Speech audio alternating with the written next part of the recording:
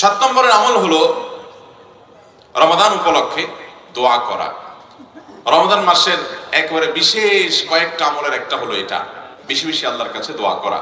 কারণ নবী করিম সাল্লাল্লাহু আলাইহি সাল্লাম বলেছেন, রোজাদার ব্যক্তির দোয়া আল্লাহ তাআলা ফিরিয়ে দেন না যতক্ষণ পর্যন্ত সে ইফতার না করে। তার মানে এই পুরো দিন ব্যাপী সে যদি রোজা রাখা অবস্থায় দোয়া করে, আল্লাহ সুবহানাহু ওয়া তাআলা সেটা কবুল করেন। এজন্য রোজা অবস্থায় আপনি কাজ করছেন, ডিউটি করছেন, মা বোনরা বাসা বাড়িতে গৃহস্থলী কাজ করছেন, রান্না বাড়া করছেন, আমরা কলকারখানাতে কাজ করছি, অথবা রাস্তাঘাটে হাঁটাচলা করছি, যে যে অবস্থায় আছি না কেন, আমরা রোজা অবস্থাতে আল্লাহ তাআলার কাছে দোয়া নিবেদন করব, দোয়া পেশ করব।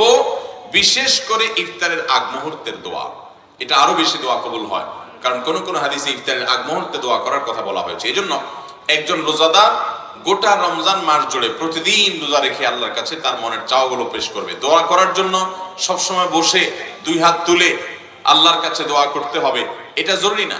আপনি হাঁটা চলা করতে করতে, বসে বসে, শুয়ে শুয়ে, এমনকি মনে মনে আল্লাহর সাথে কথা বলতে পারেন, আল্লাহর কাছে নিজের চাওয়াগুলো পেশ করতে পারেন, নিবেদনগুলো পেশ করতে পারেন। এর মাধ্যমেও আপনার দোয়া ইনশাআল্লাহ হবে এবং কবুল হবে। তাহলে 7 নম্বর আমল হলো রমজান মাসে প্রচুর পরিমাণে, বিশেষ করে দিনের বেলা রোজা রাখা অবস্থায় দোয়া করতে থাকা।